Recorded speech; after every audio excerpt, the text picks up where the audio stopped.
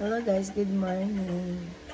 Grabe, pagising ko guys, hindi na ako nakakapagkanta guys dahil sa paos. Alam mo, lagi na lang akong namamaos. Hindi ko alam kung bakit. Pero hoping na this time makuha siya. Nagluluya na lang ako. Ayun. Luya is real. Nag-open ako ng aking tindahan. Dating gawi.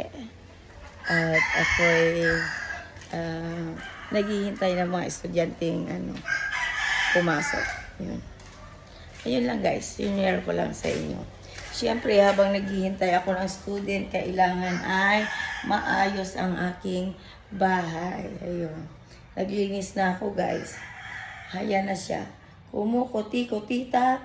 Yes, this is my home, sweet home. Nakatira ako sa Santa Cruz, Pandan, Antique. New life in Philippines that I dreamed. Yes.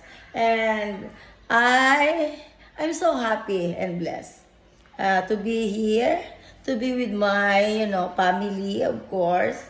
I'm so blessed na. Thank you nga pala sa inyong lahat, guys. Thank you, thank you, thank you. Thank you so much sa aking mga subscribers. Loyal na subscribers. At kung mayroon man dyan na nagbablock ng aking YouTube, ang bait-bait mo naman.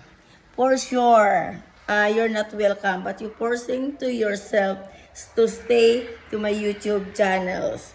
If you don't like my video, you are free to move away. Unsubscribe. Yeah.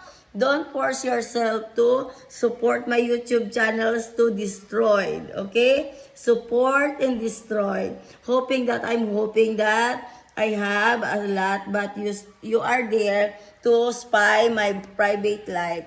By the way, guys, my life is not private anymore because since that all of my life is been public because of Denmark. I don't care anymore. It's all of my life is public. The important, guys, is I'll never take video to myself with naked na nakahubad. Hindi ako nagkukolekta ng video para i-abuse ko ang sarili ko, lalo na ang anak ko. At ang katwiran nila ay na-abuse ko ang sarili ko. That's not true. May mga tuliling lang talaga ang utak nila na pati ang mga simpleng bagay ginagawa nilang komplikado at problems. Yan. Ayokong problemahin ang problema ng Denmark. Na nakabuntot si paparazzi sa akin para kuhaan ako ng video at i-upload sa kanilang mga site. As long na hindi ko YouTube channels ang ina-upload nila, wala akong pakialam sa kanila. Nag-burp pa ako, excuse me. Wala akong pakialam sa kanila. Ayoko sirain ang buhay ko dahil sa sinira na nila ng mahabang panahon. Ayun guys, at ngayon ay inaayos ko na ang buhay ko. Inaayos ko ang buhay ko gaya dati.